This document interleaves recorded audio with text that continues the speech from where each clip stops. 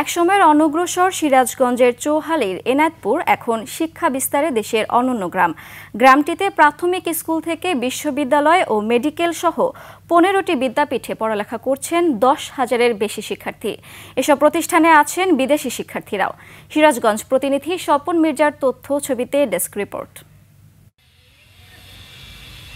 সিরাজগঞ্জের এনায়েতপুরের সন্তান সেনাবাহিনীর সাবেক কর্মকর্তা ডাক্তার আমজাদ হোসেন নিজ গ্রামে তার শ্বশুরের নামে গড়ে তোলেন Khaja Yunus Ali medical college and হাসপাতাল, বিশ্ববিদ্যালয়, nursing college, English medium school ও কলেজ। বিশ্বমানের আধুনিক চিকিৎসা সেবা ও শিক্ষা বিস্তারে এসব প্রতিষ্ঠান বিশেষ ভূমিকা রাখছে। স্বল্প খরচে বিশ্বমানের উচ্চশিক্ষার সুযোগ পেয়ে সন্তুষ্ট দেশ বিদেশের শিক্ষার্থীরা। 3.5 থেকে 4 লক্ষ টাকার মধ্যে আমার শিক্ষাকালীন সময়টা আমি শেষ করতে পারছি। আমার এখানে ভর্তি হওয়ার সবথেকে বড় বিষয় ছিল হচ্ছে সিকিউরিটি। আমাদের জন্য এখানে যে ফ্যাসিলিটিসগুলো আছে ও সবই টপ ক্লাস। মানবিকতার অনন্য নিদর্শন ও জ্ঞান চর্চা বিকাশে প্রতিষ্ঠানগুলো এখন দৃষ্টান্ত, বিশ্ব দরবারে প্রশংসিত বলে জানান প্রতিষ্ঠান প্রধানরা। এই বিশ্ববিদ্যালয়কে ঘিরে, এই মেডিকেল কলেজকে ঘিরে জ্ঞান চর্চা পৃথিবী জুড়ে এখানে সেমিনার, সিম্পোজিয়াম ইত্যাদি এখানে করা হয়।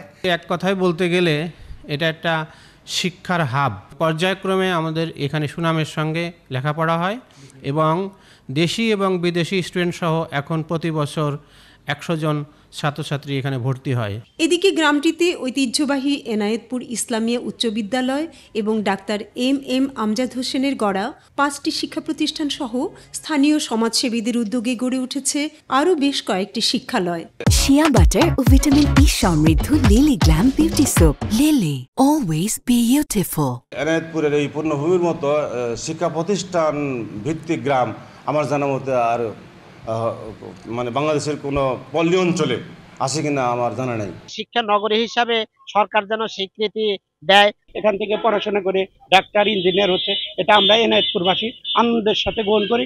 এটা নিয়ে আমাদের খুবই গর্ববোধ করি। আমরা মনে করি যে এরকম শিক্ষার প্রতি এত ক্ষুদ্র গ্রামে বাংলাদেশ আছে কিনা সন্দেহ আর কি। শিক্ষার আলো ছড়ানো গ্রামটি নিয়ে গর্বিত এলাকাবাসীও। Banashree Dolly, desk report, 21 television.